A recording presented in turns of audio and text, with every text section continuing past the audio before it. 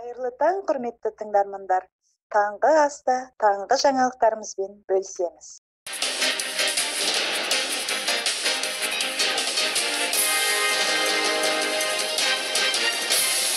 Соңғы күндердегі жаңалықтардың бірі 24 сәуір 2020 жылы шыққан Егемен Қазақстан газетін ұсынамын. Бұл газеттегі ең қызықты мақала жас отбасыларға арналады. Жас отбасыларға үлкен демеу. 2 баланың тәрбиесімен үйде отырған жас анамын. Күйеуім осы кезге дейін өзін-өзі жұмыспен қамтып, отбасын асырап келген еді. Төтенше жағдайға байланысты қалада карантин жарияланып, күйеуімнің жұмысы тоқтап қалды.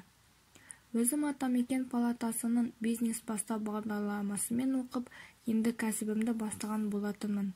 Ол да уақытша тоқтады. Мемлекеттен берілетін 42.500 теңге көмек отбасымызға тағайындалғанын естігенде қуандық. Телефоныма хабарлама келген соң 3 күннің ішінде ақша түсті. Бұл қаражат біз секілді жас отбасына үлкен қолдау болды.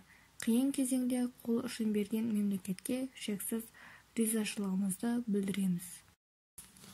Келесі жаңалықтар 2020 жылы 25 сәуір күні шыққан Сарыарқа Самалы газетінен алынды. Бұл газеттегі ең қызықты мақала «Саяжайға қашан барамыз?».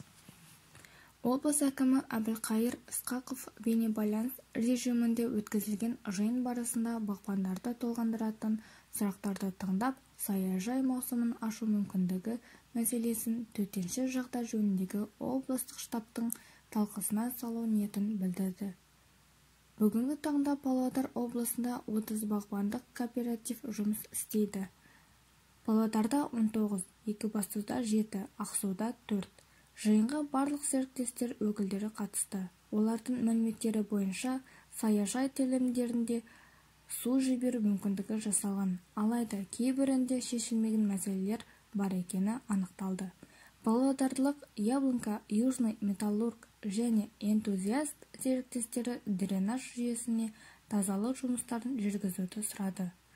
Телімдерде жарасты суының көтерілуіне байланысты бағбандар жердің кебуін күтіп, жеміс-көкөніс дағдарының шілде айында ғана егулеріне тура келетінін айтты.